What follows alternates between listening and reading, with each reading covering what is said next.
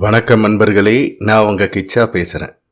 எனக்கு ஒரே ஒரு ஆசைதான் மகாபெரிவா அப்படின்னு பத்ரி பாட்டி மகாபெரிவா கிட்ட சொல்கிறா. அந்த சம்பவம் பற்றினது தான் இந்த பதிவு. அந்த சம்பவம் என்னென்னு கேட்குறதுக்கு முன்னாடி நம்ம சேனலை சப்ஸ்கிரைப் பண்ணாதவங்க கண்டிப்பாக பெல் ஐக்கான் கிளிக் பண்ணுங்கள், சப்ஸ்கிரைப் பண்ணுங்கள். ஒரு நாள் காஞ்சிபுரத்தில் ஏதோ கோவிலில் மத்தியானம் வரைக்கும் ஒரு மரத்தடியில் உட்கார்ந்து கொண்டு வந்திருந்த எல்லோருக்கும் மகாபெரியவா தரிசனம் தந்து கொண்டிருந்தார். ஒரு வயசான பாட்டி நின்று கொண்டிருந்தாள். மகாபெரியவா தரிசனம் ஒன்றுதான் அவளுக்கு வாழ்வாதாரம். மகாபெரியவாளின் திருப்பாதங்களில் விழுந்து வணங்கினாள். உனக்கு என்ன வேணும் கேளு என்றார் மகாபெரியவா. தன்னுடைய பரம பக்தை என்று தெரியும். சிரித்து கொண்டே அந்த பாட்டியை கிண்டினார் மகாபெரியவா. எனக்கு இனிமே என்ன வேணும்?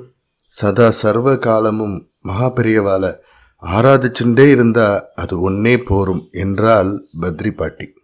அதான் இருக்கே, குறையே இல்லாம பண்றியே. இப்போ இந்த க்ஷணம் உனக்கு ஏதாவது ஆசை இருக்கா சொல்லு அப்படின்னார் மகாபெரியவா.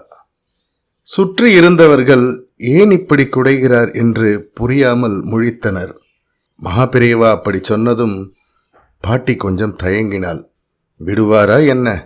இன்று அந்த பாட்டி வாயை கிண்டி கிளறி ஏதோ ஹிமாலய விஷயத்தை தூசு மாதிரி உலகுக்கு காட்டும் திருவிளையாடல் அரங்கேற வேண்டாமா?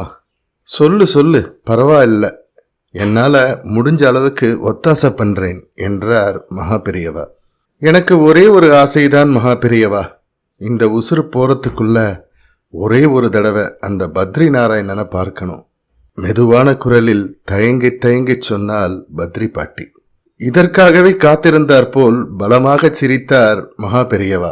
பத்ரி நாராயணனா? எதிரிலேயே பார்த்துட்டு தானே இருக்கே அப்படின்னார் மகாபெரியவா. எதிரில் மகாபெரியவா தானே இருக்கார், பத்ரி நாராயணன் எங்கே? என்ன சந்தேகமா அப்படின்னு கேட்டார் மகாபெரியவா.